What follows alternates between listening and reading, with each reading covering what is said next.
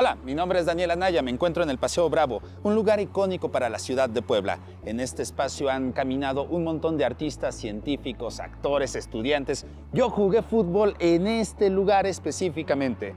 Y pensando en todos los chavos que han pasado por aquí, que ahora son adultos y que han entrado al arte, a la cultura y a todos esos escenarios, el día de hoy tenemos en Ciencia Aplicada un programa dirigido a movimientos artísticos de toda la banda que ha hecho cosas, conciertos, pintura, arte en general. Y con todo esto, nosotros comenzamos. ¡Ea!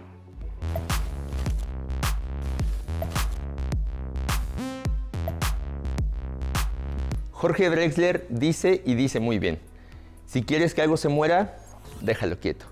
Somos una especie en viaje, no tenemos pertenencias, sino equipaje.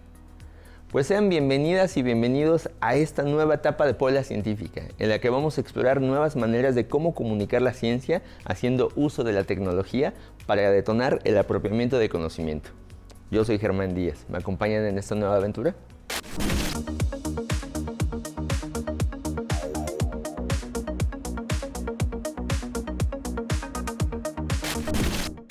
Y para inaugurar esta nueva era, vamos a echar el chismecito científico acerca de un tema que estoy seguro que te hará estallar la cabeza.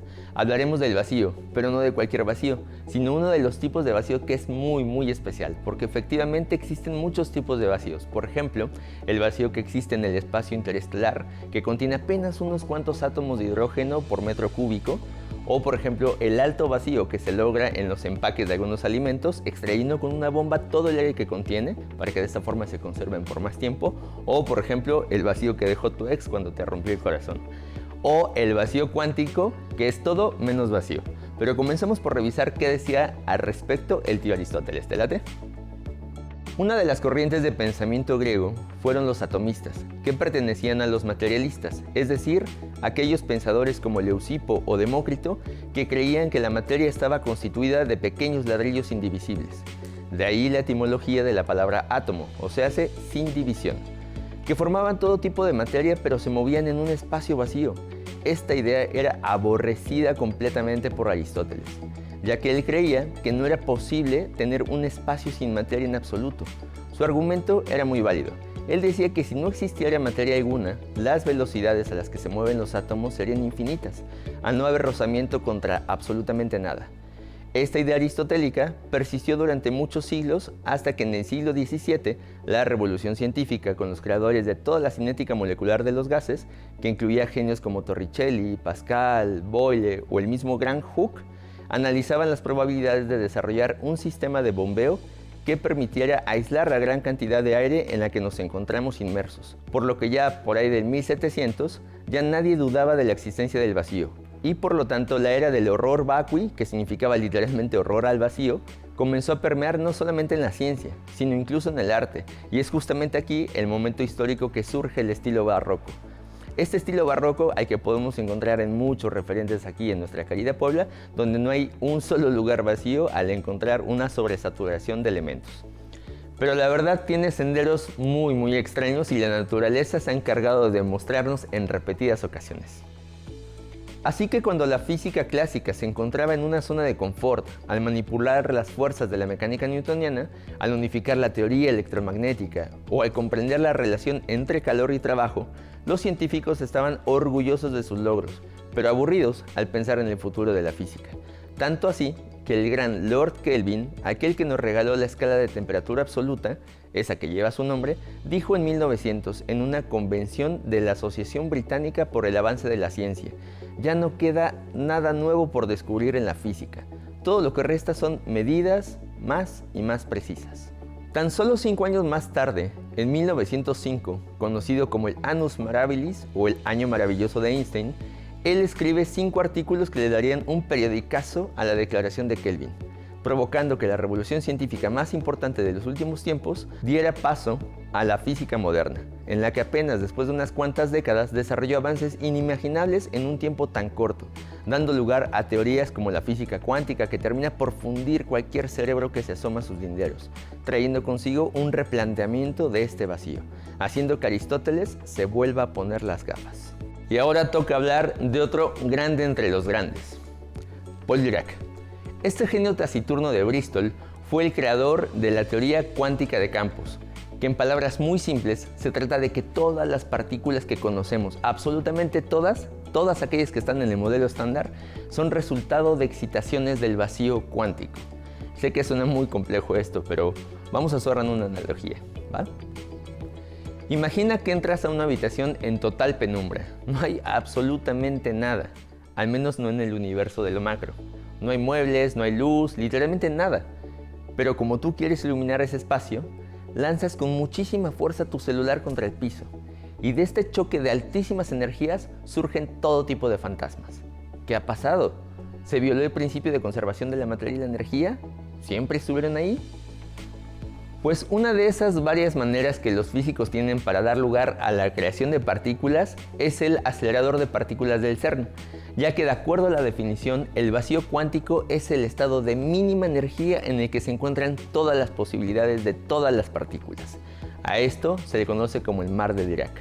Y de acuerdo al principio de incertidumbre de Heisenberg, que dice que no es posible medir dos propiedades que estén relacionadas directamente entre sí, por ejemplo, la velocidad y la posición, estas fluctuaciones de energía producidas por este tremendo choque de partículas viajando a velocidades muy cercanas de la luz, les da la energía suficiente para arrancar del vacío todo tipo de partículas virtuales, pero con una condición determinante.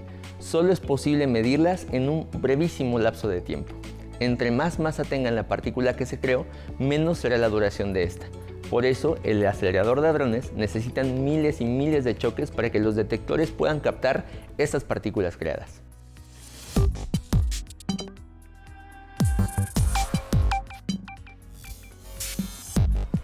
Este es en verdad uno de los grandes hitos del conocimiento humano, la física cuántica.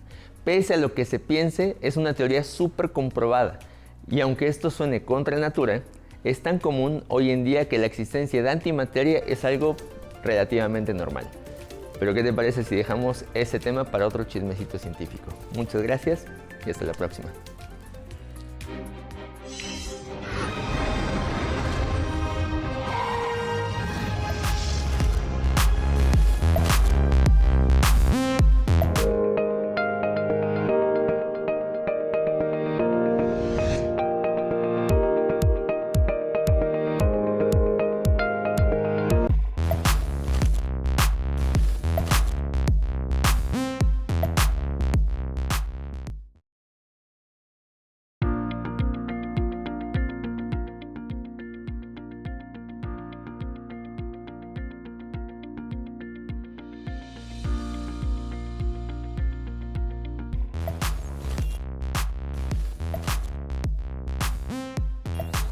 Hola, mi nombre es Daniel Anaya, nos encontramos en Ciencia Aplicada y si ustedes se están preguntando dónde estamos, estamos en la casa de una súper amiga y no solamente amiga, es una artista fantástica que nos va a estar echando el chismecito el día de hoy. Ella es María Díaz Pini y pues mejor que ella nos vaya contando de qué trata su arte y pues la neta, yo estoy sumamente enamorado de todo lo que está haciendo. Hola, muy buenos días. Buenos días, Daniel. ¿Cómo te encuentras del día de hoy? Bien, gracias. ¿Y tú? Pues súper bien, yo muy contento e impresionado con tu casa, ¿eh?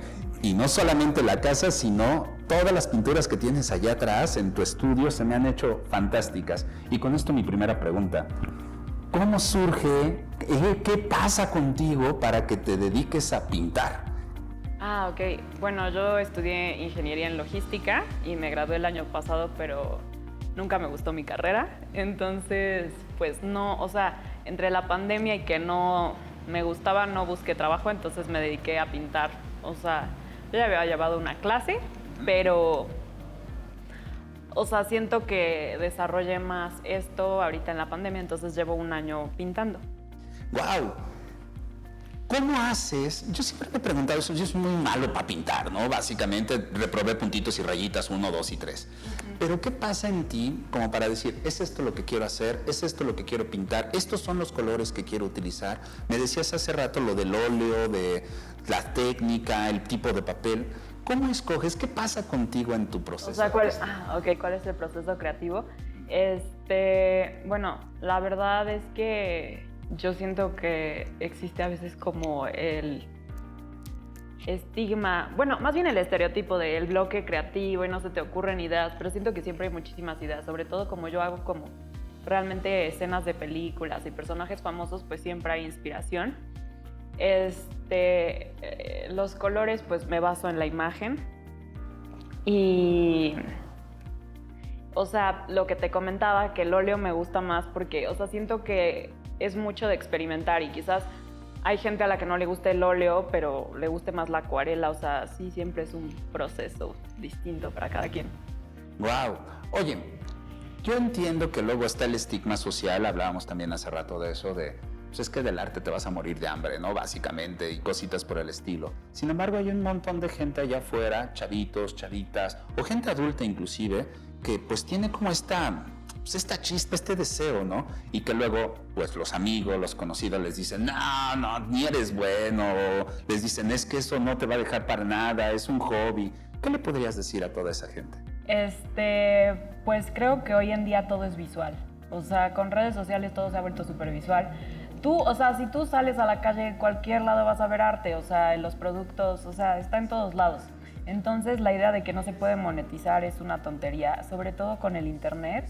Puedes venderle a la gente, o sea, puedes alcanzar mucha audiencia a través del internet. Entonces, si tu trabajo es bueno y le dedicas tiempo y te esfuerzas, o sea, sobre todo siento que la consistencia es clave. O sea, obviamente no de la noche a la mañana vas a salir en ciencia aplicada, pero no sé, creo que sí, es cuestión de invertirle tiempo y quitarse ese estigma, o sea, porque siento que también como que el proceso mental que tú tienes con respecto a las cosas que haces influye mucho en el resultado que vas a tener. O sea, no tiene sentido pensar que voy a hacer algo y no va a tener éxito, o sea, ¿por qué no pensar que sí puede funcionar? No, y lanzarse, ¿no? Aventarse como al vacío y luchar, ¿no? Claro, y aparte de ser como dueño de lo que tú haces. Y de alguna manera, si te dedicas al arte, tú eres tu propio jefe. Entonces, creo que es válido. Bueno, no sé. Te ayuda, ¿no? O sea, aparte, no sé, siempre se me ha hecho como, tengo este estigma gacho yo de el artista sufrido frente al óleo, ¿no? Aquí, botellas de vino, ¿no? Alrededor. Eso no pasa. No, o sea, siento que igual existe ese estigma de el artista tiene que estar loco, es incomprendido. Pero de hecho, o sea, si tú lees la vida de los artistas que supuestamente tenían enfermedades mentales, en las épocas donde estuvieron mal psicológicamente, era cuando eran menos productivos. No, y aparte no había como todo esto de salud mental, no pienso a Van Gogh, pobrecito, se corta la oreja, pero pues no había como existía el estigma en contra de la salud mental, ¿no? Estabas como loco y hay que hacerte a un lado, y ahorita pues sí hay como mucho apoyo, ¿no? Inclusive creo que el arte funciona o ayuda en este momento de pandemia, y me gustaría que fuéramos cerrando con ello. ¿Qué pasó contigo aquí encerrada? Me dijiste, tenía 23 años, inició la pandemia y fueron 2 años de estar encerrada. Sí. ¿Qué pasa contigo y este proceso creativo? ¿Cómo se descubre todo eso? Pues, o sea, creo que el arte, o bueno, cualquier hobby que tengas, es como terapéutico, o sea, te saca de ti mismo, y creo que, pues, en la pandemia, pues, creo que mucha gente tuvo depresión, y la verdad no es un cambio fácil, ¿no? O sea, el mundo como lo conocíamos de alguna manera terminó, entonces, pues si estás encerrado en tu casa, o sea, existe un límite a lo que puedes ver en YouTube, o sea, como que ya te tienes que entretener con algo, ¿no? María, te agradezco mucho que nos hayas invitado hoy a tu casa. Yo sigo impresionado, está preciosa, y si me puedes volver a invitar yo estaré muy feliz. Gracias. Y pues bueno, Ciencia Aplicada deja las puertas abiertas para cuando quieras venir. Así es. Entonces, cuando tú gustes, estás cordialmente invitada. Mil gracias. Bueno, nosotros continuamos en Ciencia Aplicada. ¡Ea!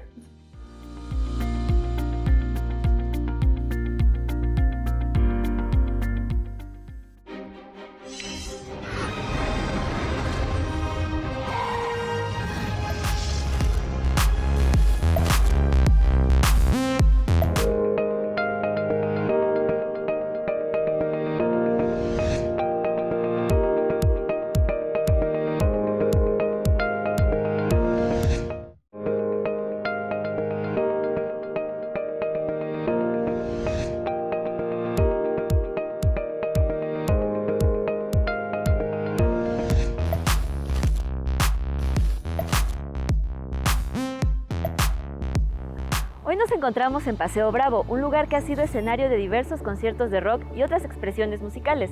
Así que hoy quiero llevarlos a recordar o a conocer algunos datos interesantes sobre el rock en Puebla. Yo soy Yatzel Roldán, acompáñenme en Descubriendo Puebla.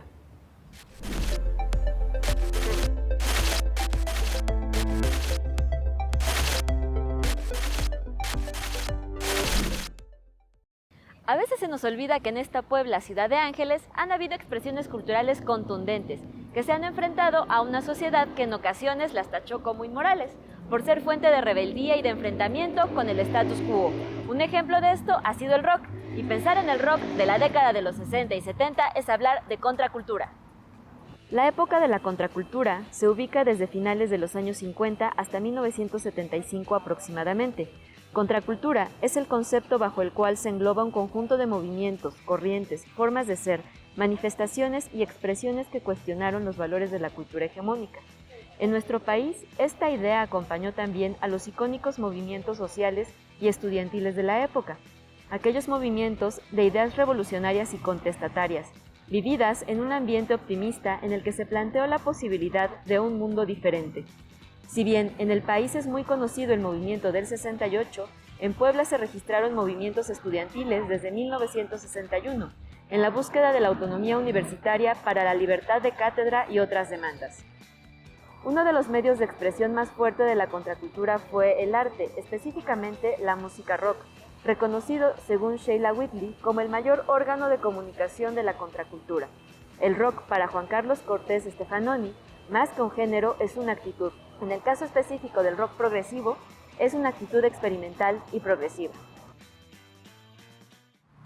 Si bien en un principio el rock se consideró una moda que pasaría, al llegar los grupos estadounidenses y la ola inglesa, representada por los Beatles y los Rolling Stones, empezaron a aparecer grupos nacionales resultado del acaparamiento de este género por parte de los medios, como los Locos del Ritmo, los Black Jeans, los Teen Tops, los Hooligans, los Rebeldes del Rock, posicionándose rápidamente en el gusto de la juventud mexicana, lo que los convirtió también en un negocio rentable.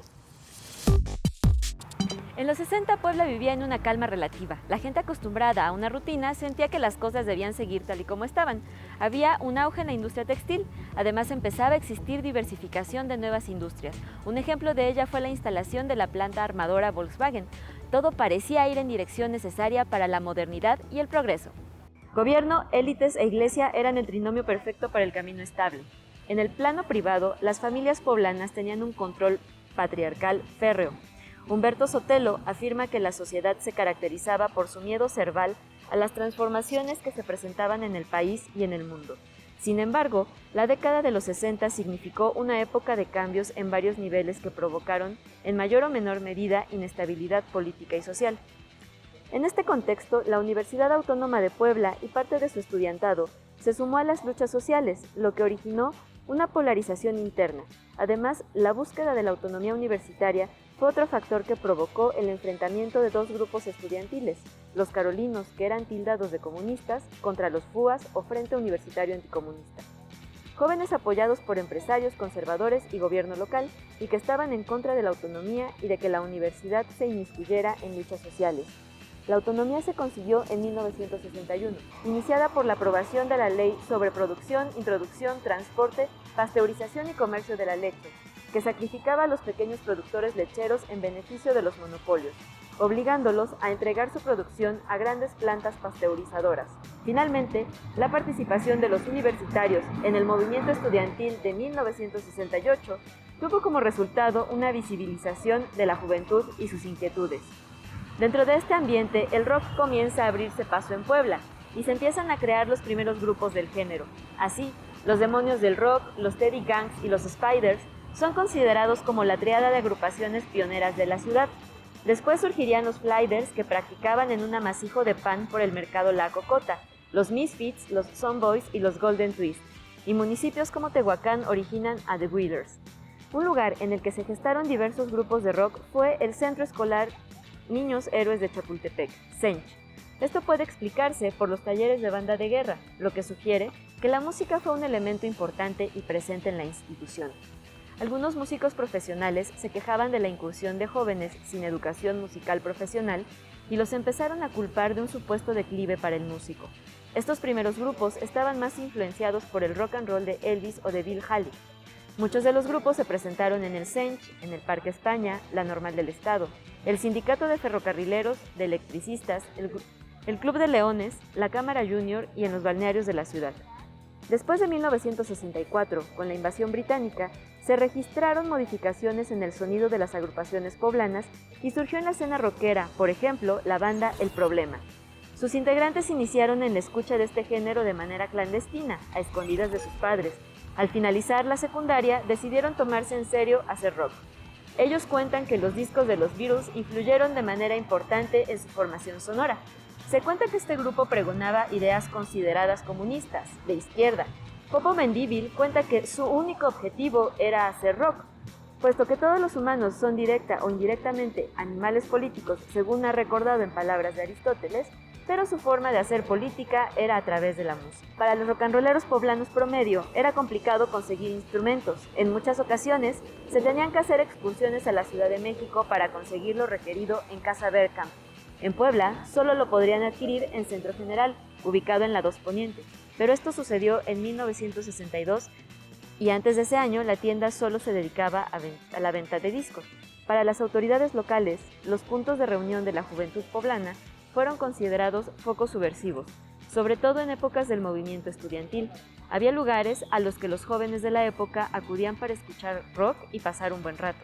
Así, muchos recuerdan el Helados Gilda en la zona del Hospital de San José, en donde se podía acceder a una rocola con los éxitos del momento. El Café Las Primas, ubicado en el Portal Iturbide, en el Zócalo, en un anuncio afirmaban que contaban con un gran surtido de discos LP de 45 revoluciones por minuto. Los Globos, ubicado en la 2 Sur, La Fuente, en la zona de Los Fuertes, el Gobi, entre la 2 y la 14 Poniente, el Portalillo, en el barrio del Alto, el Café del barrio del Artista y la cafetería Paquitos, ubicada en la 5 Poniente 506. Gracias por acompañarme a conocer a algunos de los protagonistas de la escena del rock en la Puebla de los 60. Recuerden que nos pueden escribir a concitep.tv@gmail.com para compartir anécdotas, inquietudes o comentarios. Nos vemos la próxima semana para seguir descubriendo Puebla.